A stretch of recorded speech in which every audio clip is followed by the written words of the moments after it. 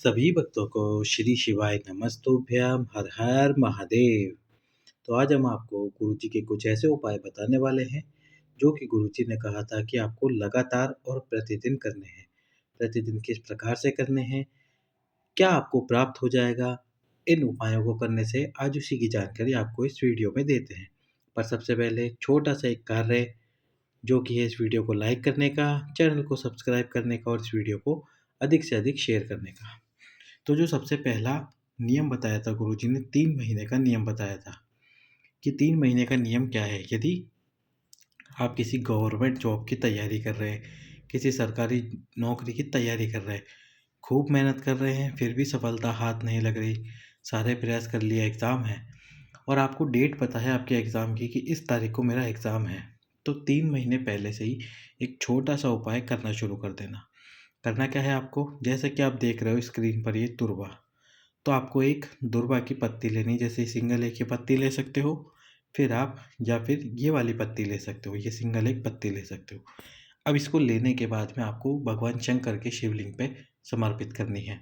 समर्पित करने के बाद में एक कलश जल भगवान शंकर के शिवलिंग पे समर्पित करना है। पहले ये दुर्वा समर्पित करना और उसके बाद में एक कलश जल समर्पित कर देना। 3 महीने लगातार ये नियम करना, नियम बनाना प्रतिदिन। यदि आप ये नियम धारण करते हो तो जिस दिन आप एग्ज़ाम में बैठोगे, आपने जितनी मेहनत करी है उसका फल आपको अवश्य ही मिलेगा और आपकी नौकरी भी अवश्य ही लगेगी। अगला जो उपाय है वो है धन की प्राप्ति के लिए। धन प्राप्ति के लिए आपको करना क्या है, जब भी आप शिव मंदिर जाते हो तो आपको जब शिव मंदिर पे भगवान शंकर के शिवलिंग पे एक अक्षत, यानी कि एक चावल का दाना, एक अक्षत छड़ा हुआ मिल जाए, यदि मिल जाए तो अच्छी बात है, नहीं मिले तो आप खुद ही छड़ा के उस अक्षत को घर पे ले आना, भगवान शंकर के शिवलिंग पे समर्पित करना और फिर उस अक्षत को अपने घर पर लेकर आना। घर पर जब आप अक्षत को लेकर आओगे, शिवलिंग से जब अक्षत उठा रहे हो तो आपको एक महादेव का नाम लेना है, कुबेर भंडारी महादेव का नाम लेना है, बाबा कुबेर भंडारी से प्रार्थना करनी है। कुबेर भंडारी का नाम लेकर बाबा से प्रार्थना करनी है और फिर उस अक्षत को लाके आपके भोजन में डाल लेना और भोजन में डालने के बाद में उस भोजन को खा लेना। प्रतिदिन यदि आप ये नियम धारण करते हो तो आपकी धन से संबंधित कैसी भी समस्या चल क्यों ना रही हो, वह पूरी तरह से समाप्त हो जाएगी।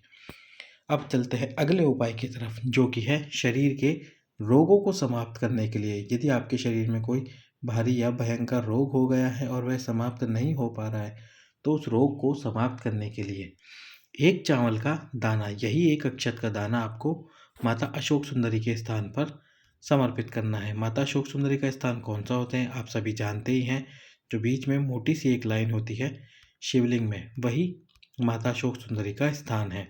उस स्थान पर आपको एक अक्षत का दाना समर्पित कर देना है और समर्पित करने के बाद में उस अक्षत के दाने को समर्पित करने के बाद में एक कलश जल आपको समर्पित करना है।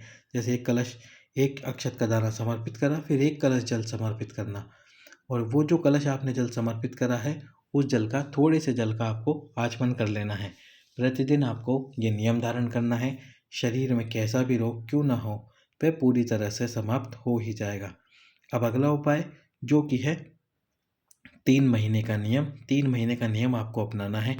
नियम क्या है और किस प्रकार है, ये 3 महीने का नियम आपकी मनोकामना को पूर्ण करेगा। जो भी आपकी मनोकामना है उस मनोकामना को अवश्य ही पूर्ण करेगा। 3 महीने प्रतिदिन आपको नियम का धारण करना है।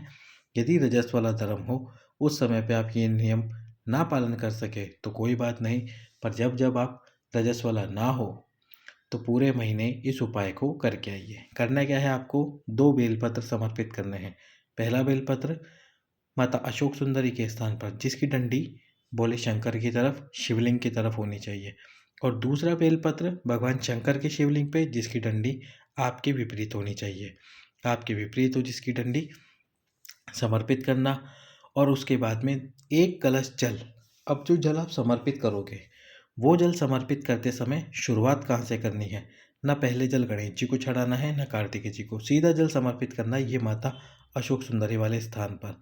यहाँ पर जल समर्पित करोगे और जल समर्पित करने के बाद में इस धार को आपको तोड़नी नहीं है और इस धार को बिना तोड़े ये जल आपको भगवान शंकर के शिवलिंग पे समर्पित कर देना है। जो कलश का बचा हुआ जल है वो पूरा जल शिवलिंग पे समर्पित कर दो।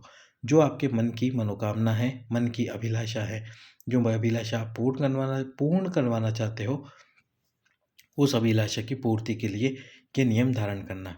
अब यदि मान लीजिए आपकी एक कामना है कि आपका जो रोग है वो रोग समाप्त हो जाए। यदि कोई भारी और भयंकर रोग है जिसने आपको परेशान कर रखा है, उस रोग को आप समाप्त करना चाहते हैं, तो यदि आपकी मनोकामना संतान प्राप्ति की है तो आपको जल का आचमन नहीं करना है। पर यदि आपको रोग मुक्ति के लिए ये उपाय करना है तो जब आप जल समर्पित कर दो, जो जल शिवलिंग से नीचे गिर रहा हो उस जल को अपने हाथ में लेके मई शंकर जी का स्मरण करते हुए, शंकर जी से आपका रोगों को बताते हुए, आपके रोग का वर्णन करते हुए जल को पी लेना है। यदि 3 महीने तक ये नियम यदि संतान प्राप्ति की मनोकामना के लिए करते हो तो जल मत पीना, और यदि रोग मुक्ति के लिए करते हो तो जल जरूर पीना। इस प्रकार से यदि आप ये जल पीते हो तो आपकी मनोकामना और रोग मुक्ति अवश्य ही होकर रहेगी। तो ये थे वो उपाय जिनको आपको प्रतिदिन करना है, और प्रतिदिन आपको लगातार करते ही रहना है 3 महीने और 6 महीने तक। सभी भक्तों को श्री शिवाय नमस्तुभ्याम। हर हर महा